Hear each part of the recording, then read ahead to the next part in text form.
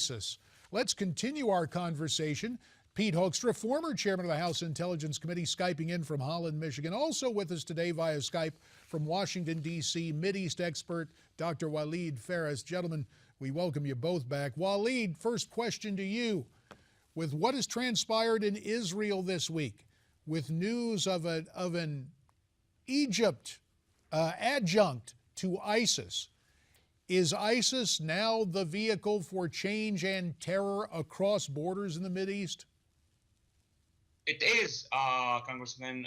ISIS now is inviting affiliates, including out of Libya, out of Benghazi, all the way to the Sahel. In Yemen, there are negotiations now that ISIS and other jihadi groups will merge. If you want to do a projection, the more successful ISIS is, that would be the less successful we are. Many chapters, many jihadis are going to join. But that is one thing. What has happened in Israel, in my view, is more so linked to Hamas Islamic Jihad.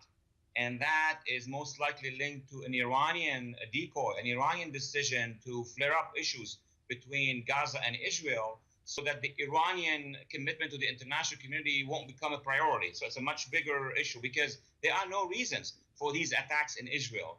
The PA and the Israelis are negotiating. Hamas said, well, I'm into a ceasefire. So they send those lone wolves, pack of lone wolves, to destabilize the situation to the advantage of Iran. Pete Hoekstra, I'd like your take on the situation in terms of ISIS and Hamas and what's going on in Israel. Well, I think ISIS now has affiliates in 14 different countries across the Middle East, Northern Africa, and into Central Africa. Clearly, they are the flavor of the month in terms of radical jihadists. They share the same philosophy as what Al-Qaeda did. So the philosophy has not changed. Just the organization has changed. The threat remains consistent. Now, I just came back from the Middle East. The interesting thing there is, JD, it's the first time that I've started seeing some really good headlines in the newspapers there while I was there. I was in UAE. The headline the other day was UAE names 65 organizations as terrorist organizations. They included the Muslim Brotherhood. They included the organization called CARE, the Council for American Islamic Relations, right here in the United States.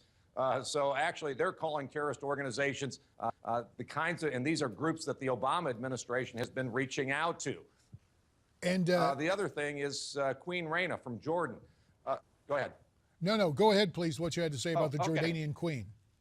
Yeah, she was, she was in the UAE, and she's calling for, moderate Islamists to take back their religion. So you're seeing the regimes in Jordan, UAE, and others, coming out more forcefully and aggressively against radical jihadists. Are we seeing enough? No, but it's a beginning. Walid, what Pete had to report from the newspapers he saw in the UAE and elsewhere, 20 seconds, a positive sign? Absolutely positive sign. I called it in my interview with UAE newspaper a tsunami against the jihadists. Now that began actually with the revolution in Egypt against the Muslim Brotherhood. It gave hope, it gave strength to Saudi Arabia, to the UAE, to Bahrain, and now to Jordan. All right, very good. Gentlemen, we thank you very much. Pete, we're going to bid you adieu and let you clear out the snow in Holland, Michigan. Walid, we'll ask you to stay with us, and we'll continue here on America's Forum right after this.